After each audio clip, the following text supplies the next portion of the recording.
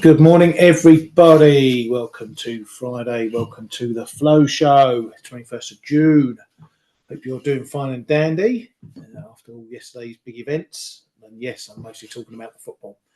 Morning, Kate. How you doing, sir?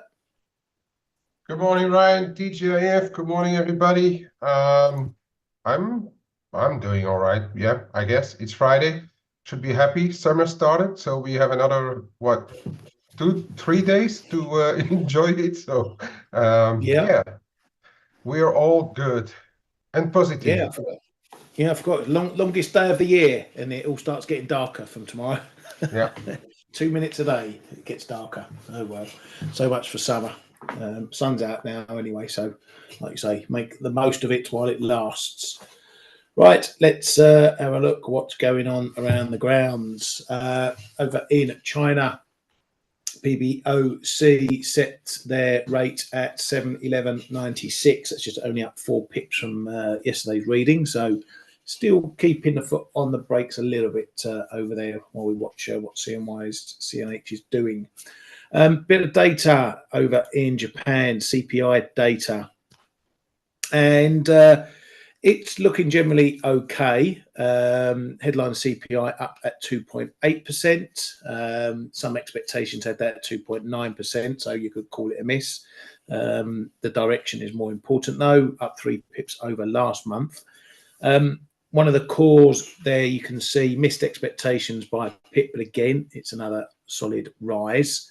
One of the other core measures, though, went down. The ex-fresh food and energy number came in at 2.1% versus a prior 2.4%. So that wasn't such good news for that core number. Still, we've got inflation above target. That's what the BOJ will take from that, and those other measures rising too. Hopefully, it's broken the weaker numbers that we saw in Q1. They'll be hoping for that as well. As you can see there, the PMI is coming out as well. Manufacturing going backwards, was expected to rise and it fell, and services have gone back into contraction by quite a hefty chunk from 53.8 to 49.8. So not looking too good over there. They're not going to be too worried about those inflation numbers. Okay, it's better than they were. Yeah, it didn't really have too much of an effect, right? Just a tad JGB yield higher, but nothing really to write home about. It hasn't changed anything for the yen, so I guess we're still waiting for what the Bank of Japan and those people they are going to meet with are going to decide. Yeah, moving on, I say. Yeah, nothing to see here. There was quite a decent comment from BOJ's Uchida saying that the BOJ will decide the specifics on bond tapering plan, and the size of their reduction in bond buying will likely be significant. That's perhaps a little, one could call it a bit of a hawkish comment because that might go against the slow and steady approach that we would expect from them. Not that UT matters that much from our central bank. That's just a repeat of what Ueda said on the Bank of Japan meeting. That's exactly what they said. Reduction will be significant. Yeah, that's exactly what they said. So it's a repeat. Yeah, but as you say, it's keeping the hawkish side of that alive. Let's put it that way. And then now the market says, well, yeah, show me the money. Yeah, exactly. The market's not bothered at all about that. But yeah, it goes in line with we've had these several comments about the possibility of a July hike being on the table. We've had Ueda pumping that a couple of times as well as some others. So it looks like July is going to be when they either go with rates or they at least give us the full details of their QT. But as I said, QT has never been a big price mover for a lot of central banks. I doubt it's going to be one for the BOJ, but we shall wait and see. He also added that the economy is recovering moderately, albeit with some weak signs, and the underlying inflation is likely to gradually accelerate. Over to the BODs at the ECB. ECB's not followed up with his comments yesterday, saying he backs 1 or 2 more rate cuts this year. One of the big doves, Centeno, says, let's leave all the options open on July. Over in Spain, they're going to be appointing a new central bank chief before the July ECB meeting. That's after their head, De Cos, left a couple of days ago. So they're looking for a new bod there. Coming over to some of the data, we've had all the PMIs, as I said, coming out this morning. Some UK retail sales, which really did sort of blow the doors off. Headline number coming in at 2.9% versus 1.6 expected and down 1.8% previously. That was a higher revision as well. Sales ex-fuel also looking strong, 2.9% versus 1.3% prior. Now, obviously, we had some really crappy retail sales in April, so this may just be a bit of a snap back from that. They were quite significant falls, so it doesn't take too much to improve on that. Let's see if there's a trend that comes out of it, depending on the weather, which so far hasn't been all that great, but it's not been all that bad. We'll see what sales are next month, but those numbers there look a bit better than what the actual situation might be on the ground. So as you can see from the quid, no one's rushed into take the pound high after that. I think it went up about 20 pips on the numbers and fell after that. Rest of the PMIs coming out. France letting the side down again. We've seen negative numbers for those guys in both components. Manufacturing falling back again. Services falling back again. Green shoots look well and truly dead at the moment from there. Germany, same thing. Manufacturing, big loss back to 43.4, was expected to rise. Same with services as well, was expected to rise a bit, went backwards. The main Eurozone numbers reflecting that as well. It was catching in the UK, slightly different though. Manufacturing went up 2 points, services came down. So that's more of a negative for the quid, because services is the bigger number there. But again, the pound had a little bit of a wobble, but has recovered a bit since then.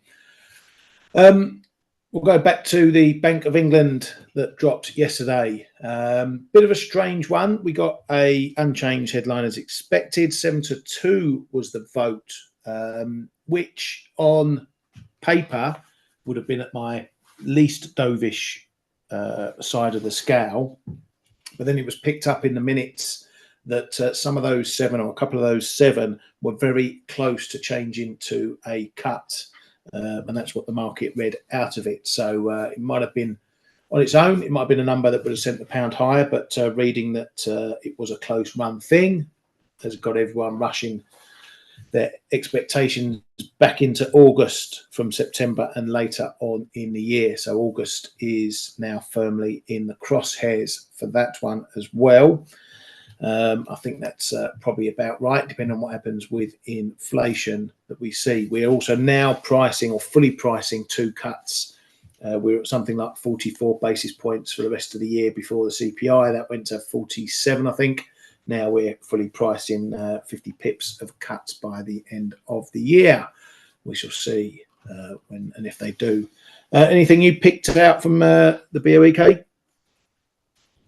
Well, I think we sorry, we all had a bit the same idea. Was that the 7-2 would have been, as you say, the least dovish, and we're all a little surprised about the initial market reaction there, but yeah,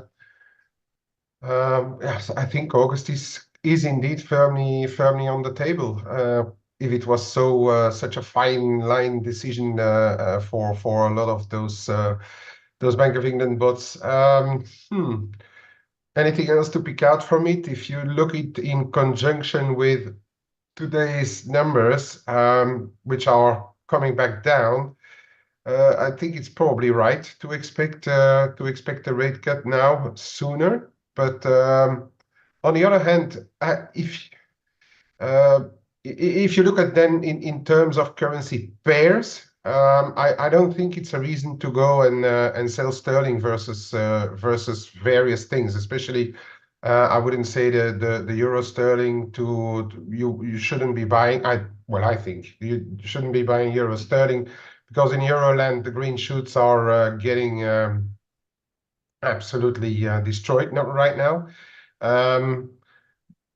It's a tough read for me. I bought sterling Swiss yesterday, then I let it go last night. It came down, and now it's back up. And it's I don't know. It's a bit of a difficult read right now in sterling. I said yesterday, actually, even before the BOE, I'm not going to be really in a hurry. Or I don't have like a very big bias on sterling. And to be fair with you, it hasn't really changed. I'm a little bit wet finger up in the air to see what could or not happen to sterling right here and now.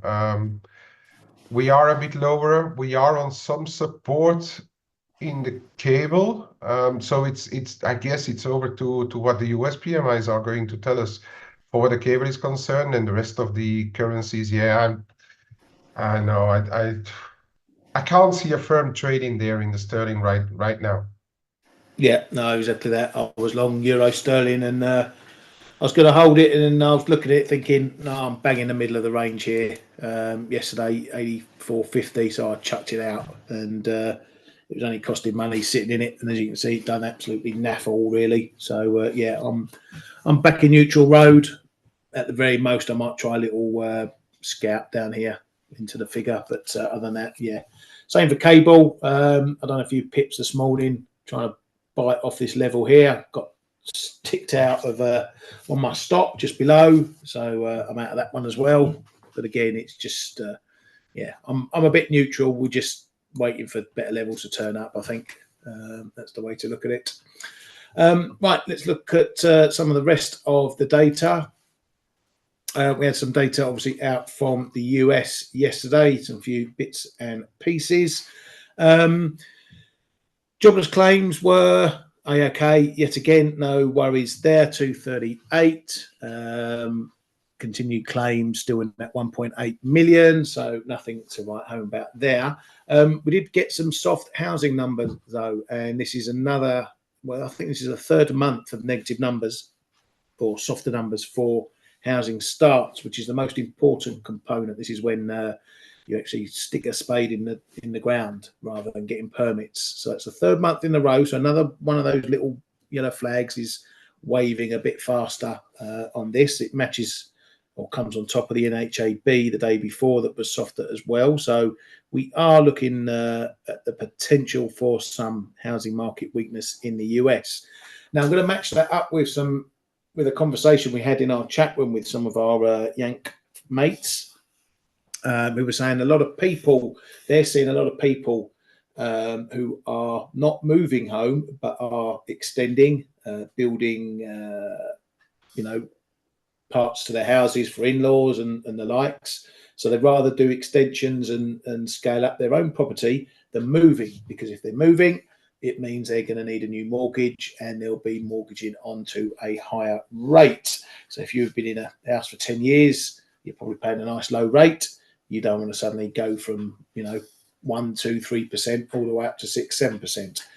That's the sort of thing I've been waiting for months now, really coming into 2024, just to see signs of these higher rates affecting certain parts of the economy. And it could be that we're just starting to see it coming into housing. I always love getting boots on the ground views from people in different places. And yeah, just the evidence is starting to mount up. Just a question of whether it's going to be soft landing or whether it takes a dive. And depending on that, will define how the market trades the Fed rate cuts, whether they ramp up on sooner cuts or keep the higher for longer rhetoric. So all these little bits of data points, we've been talking about them for a while now, these little yellow flags, if they start waving louder or waving faster and getting bigger and turning red, that's when I might be interested in getting in some dollar shorts. But a situation that needs monitoring. Fully Fed manufacturing, another one, came in softer. We've got the US PMIs later today. Some of the numbers there a little bit mixed as well. Employment improved, but still a negative. New orders improved or less crappy. Prices paid went up, so that's the inflationary impact there as well. So a few mixed numbers there. Anything for you over the US data, Kate? No, lot of noise around those claims all the time, but yeah, I mean, really, they are like whether it goes up 20 or down 20K, it's not that is going to change. Actually, one could argue that it's not yet showing the jobs market ready to completely fall out of bed. Those housing, yeah. That's what I call those yellowy flags, perhaps. But again, I mean, the thing is of late we are not trading this housing market. It's like fashion, you know. One season you're wearing something, the other season you wear something different. This is how it goes with data as well in the markets.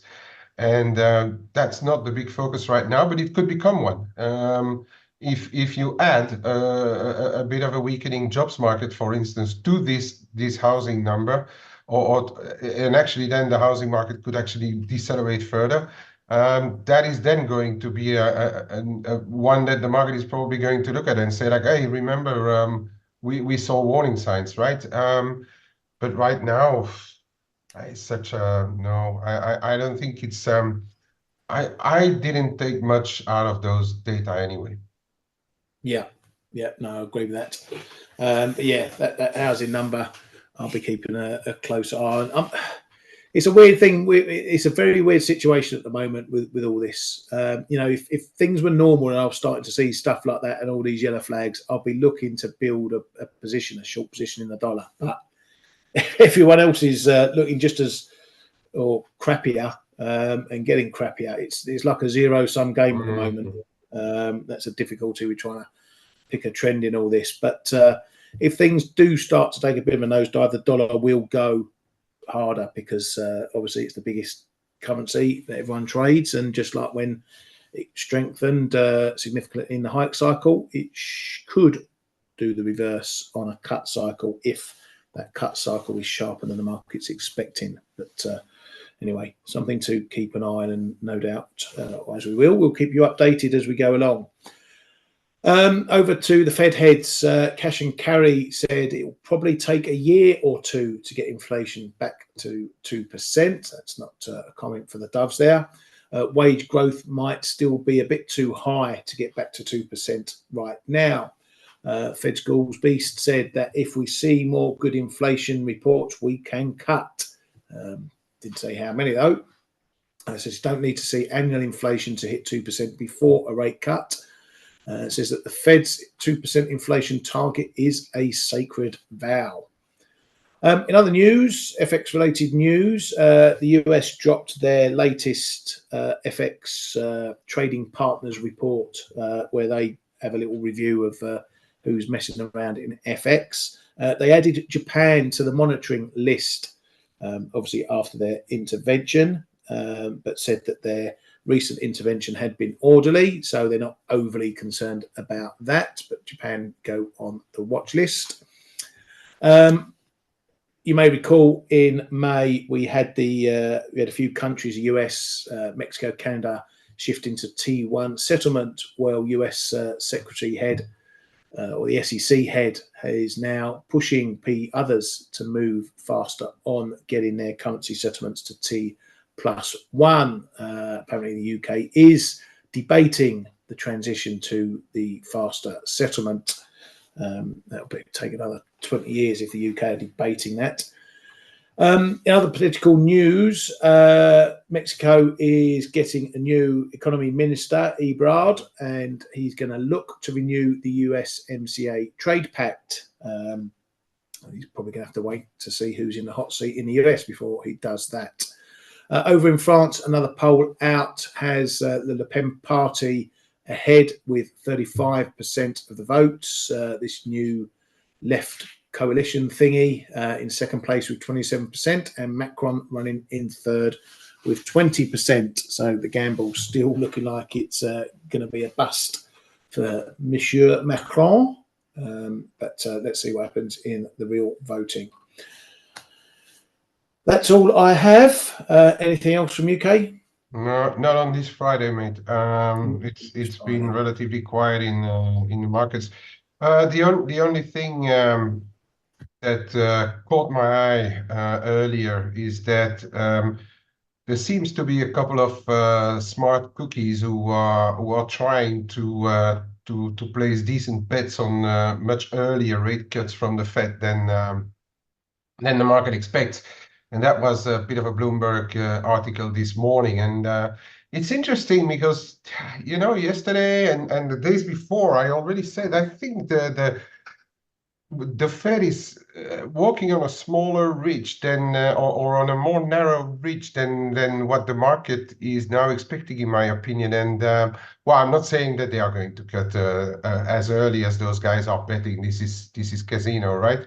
But I must say that the idea behind it is something that I'm actually flirting with, because, as you know, Ryan, yesterday I asked in the room as well a question about what would be a decent currency or instrument to be long off against dollars in case the market is wrong in its assumptions that the Fed is going to wait until what is now December or so to start cutting. So I think that I found this bet, I mean, just interesting. That I may not be the only one thinking that they may have to go much earlier if they don't want to cause or start to cause more destruction in the market. So that I just found interesting to mention. But for the rest, it's been extremely quiet. Yeah, that is it. Quiet. Yeah, no, I think that's an interesting point. You know, it's as I've been saying for a while, we keep coming through these meetings, the data keeps saying one thing, the Fed keeps saying another, and it's a game of, it's a Mexican standoff or game of chicken, and something's got to go one way soon, because we can't keep seeing this weakening data continuing, and the Fed keeping the message that they're going to keep rates high. It's not going to compute. It's going to come to a head at some point, whether that's September, November, December, who knows? But it is going to be resolved one way or another at some point. Right, let's have a quick butchers. Ali, you had a nice short on cable, and you're now long. Not overly keen on your risk reward on that one. Oh no, sorry, you got 16 pip loss and 55 gains, so that's okay. You stopped just above the current low, so you might want to think about that one, just in case you get a retest. But good to see you got the short in anyway. Yeah, as Kay's mentioned, it's option expiry today, so there could be a whole load of shenanigans going on in markets later on. Stocks have come off their recent highs, but they're not dipping back too far. If we just look at the S&P quickly, there we go. So we had the break at a 55, got up to 20s, failed that, come all the way back down again. We got a little bit of an intraday level in here. Same thing we're talking about with stocks that I've been talking about for months since we had the break of 4,800. It's when you're in uncharted territory, you've got to let the price develop. Okay, you've got to see where the levels are showing up. You know, these levels look okay, but they're intraday levels. You know, you want to see things lasting over time. So if you want to still be trying to pick them tops, wait for some evidence. You've got a bit of evidence, maybe another retest of 55 will start to solidify that as a resistance zone and give you an idea that a top is forming. But until you start breaking down some of these support points, it keeps the momentum in play, and that momentum's been pretty strong, as you know. So you just need to wait, let the clock do its thing. The longer a level holds, the more faith you can start to put in it. But we're still talking very short term numbers here. So if you top pickers want to pick tops, then at least wait, like here, wait for evidence where you're going to pick tops, but you don't need to be wrong too much if you do get a break. So yeah, where's the top? Who knows where the top's going to be eventually? It's been going up, as we said in the chat room, for the last 15 years. So picking a top at the moment is folly. Well, not much going on really elsewhere. Euro dollars had a little bit of a break under 107. Couldn't quite get down to those lows that we had late last week. So that might be a bit significant. Not far off though, 4 or 5 pips, but that still can be quite significant because it shows that there's something here that's keeping the price supported.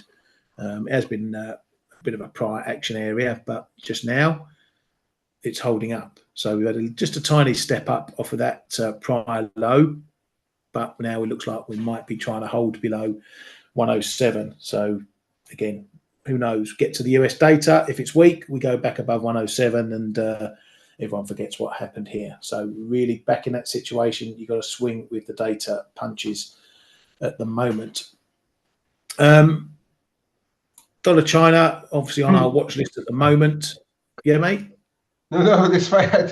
I was just laughing, smiling when you picked up on the when you started to show the dollar China, because I was thinking back at the conversation we had in the room about this being your two sons' inheritance street. Yeah, yes. I was commenting that yeah, as we've been saying, this is going to be a slow one. This might be another one of my lifestyle trades, or our lifestyle trades for this one, because we had a move up, had a little pokey above 729, but now we're down a little bit. We're still holding here. That fix yesterday again perhaps shows they're going to let things or let the foot off the brake really slowly, as we may be expecting. Technically, though, while we're holding above this 28 level, and probably more so around this 27s, these prior highs around here, if we're holding above there, then it's all looking good. But for now, yep, slow and steady, it seems, at the moment. Dollar Rand looked a bit worrying. If I can find it, where's it gone? Yeah, so it's going again. Where is it?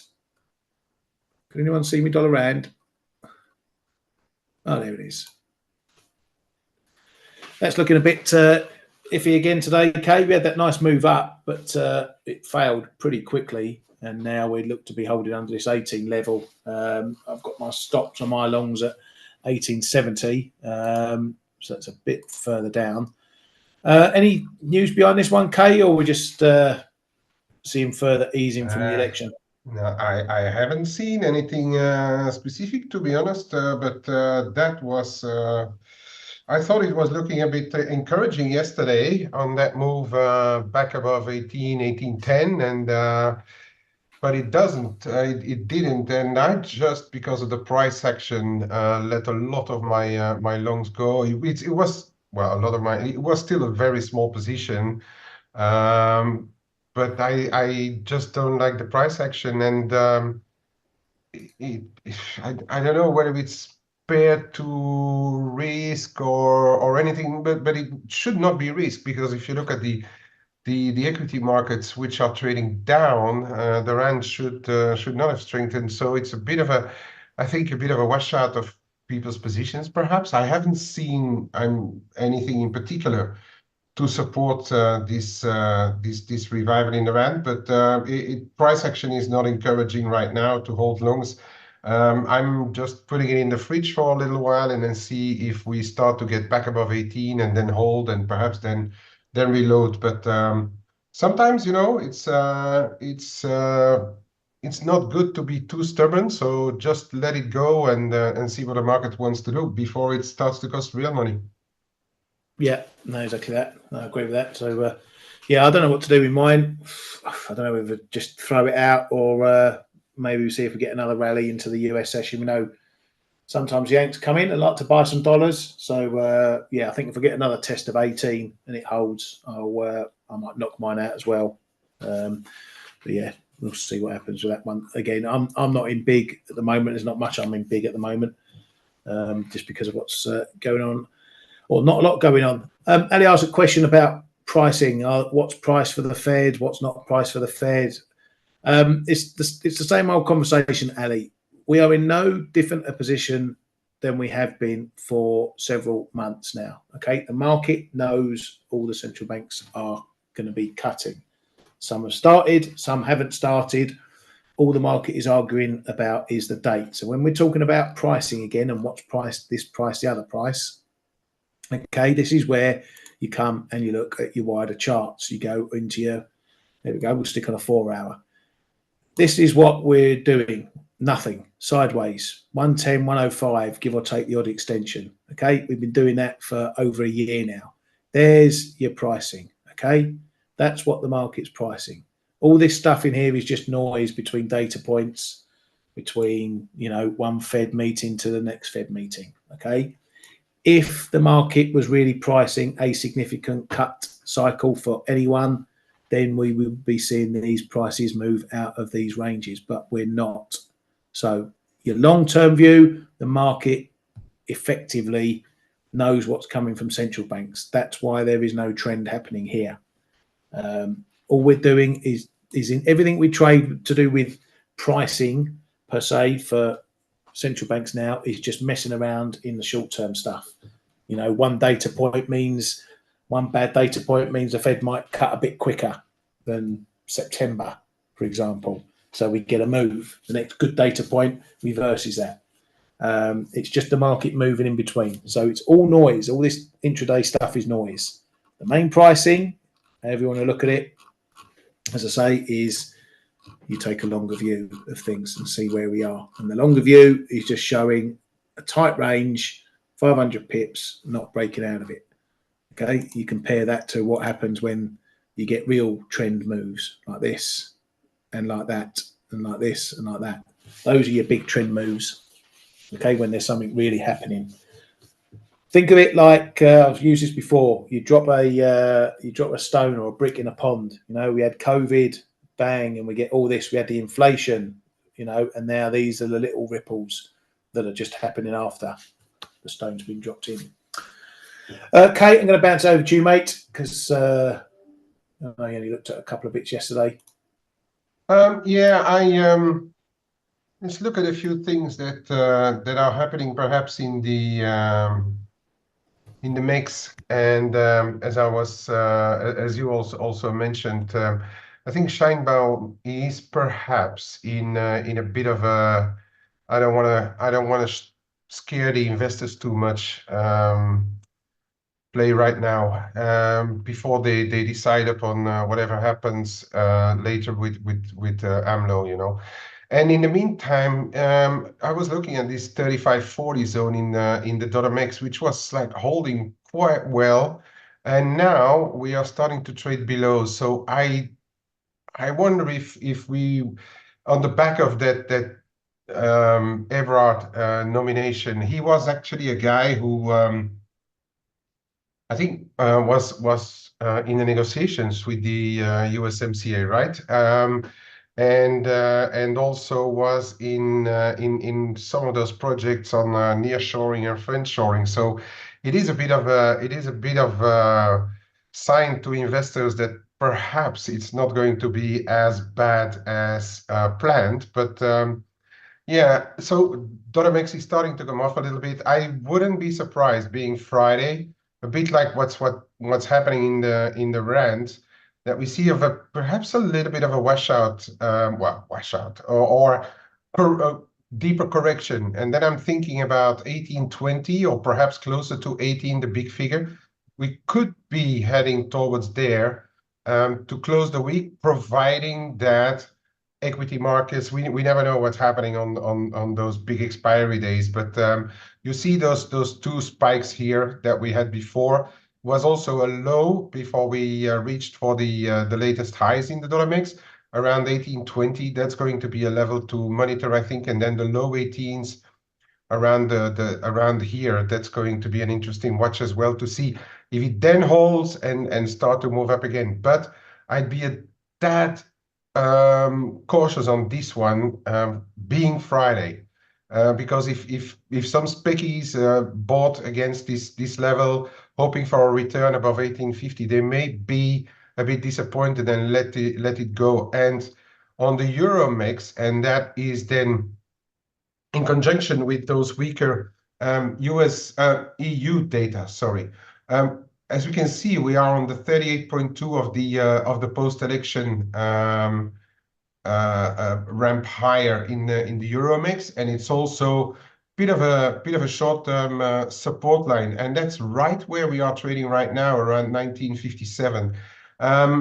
I think if that goes, we could see exactly the same kind of move as we may see in the dollar mix, and coming to rest here perhaps on those prior levels somewhere around 1940, which is a 50% of that ramp higher. So that is something that I'm monitoring, and perhaps just for a quick try, you know, see if we can get that break and get like 1% or so move down. It doesn't show on the picture, of course, because it's a 4-hour, but this is a 1% move, so it's not completely negligible. Okay, so perhaps, just perhaps, this is something that may happen on a Friday, unless we get because we do have US sorry, we do have US PMIs as well. Unless the US PMIs are disastrous, then perhaps dollar mix could come off, but euro mix could actually find a bit on the back of lower risk, perhaps. Okay. Yeah, I was going to show the rand, but you did it already. Let's pop.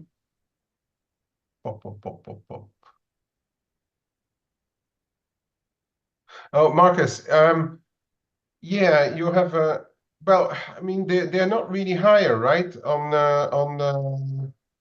the dollar, the dollar mix is not higher, right? It is it is lower. So the crosses are also lower, but you can see actually in theory a little bit higher dollar mix, and yet lower crosses if the dollar is really strengthening elsewhere. Like for instance, if euro dollar goes down to 106 and dollar mix goes up to 1850 again, I mean the cross is not going to move too much, because both will have done like a 1% one way or another in favor of the dollar. Then your cross is going to stay where it is. If you get a slow grind lower in the euro dollar, for instance, but your dollar mix stays where it is, or dollar rand stays where it is, then your crosses are going to be de facto lower, right? So it's all the correlation things between one and the other pairs, which are relatively logic.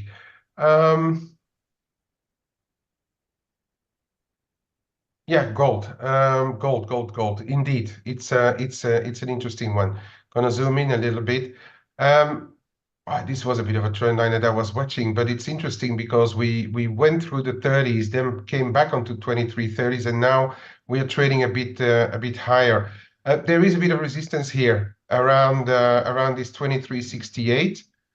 And first support, and that is something that I'm looking at, is around 23.5. As you can see, we've traded a good number of times in this zone. So I think the first support may be here. This is the maybe a bit of support here, 2350. It's done a quite nice move. I think around 23.5, there should be a bit of support. 2340 is another level, but then we would be talking again about 2330s. Gold and silver, but this time I'm looking specifically at gold, is seemingly one that the market is again relatively happy to hide in case the rest is uncertain. And also, what I've been saying in the room as well is that I've got the impression that if, and that's an if, of course, but if we are right in saying that the PBOC is going to let a gradually CNY decline, CNH decline, the Chinese will likely be pushed into buying perhaps a bit more of this again. This is one aspect. And the other aspect is that we have seen that it doesn't need too much of the whole bond market to creep higher, the yields environment to come off a little bit. It doesn't need much for it to catch a bid again. So I am, for the time being, relatively constructive. And as I said in the room, for as long as we hold those 2330s, I'm going to be relatively constructive on things gold, unless we see a ramp higher again in yields. So that is a bit how I look at it. Also, we have seen a setback. There was something really strange happening just after the close yesterday. Could have been the rolls and things, and I don't know, but something really strange happened on all the equity markets. I don't have an explanation for it, but it's again a fact, and this could, I'm not saying it will, of course, because the market is we never know what the market exactly wants to do, but it could be the case that this is one where safe haven is a big word, but if you can't buy anything else, this could be some kind of refuge to go in again. So I am, for the time being, mildly constructive on gold. And with that, Ryan, back over to you. Thank you very much, mate. Well, I think we'll call it an early one for a Friday. Good to see we've got football on at 2 o'clock, because I might have to take the place after the US PMI later. We'll have a look at that. Yeah, well, all that's left to say is thank you very much for coming to the Flow Show again this week, boys and girls. Your support is much appreciated. Thanks also, Kate, for all your valued insight as well. Do have a great rest of your day. Have a wonderful weekend, and we'll catch you all up on Monday. Have a good one.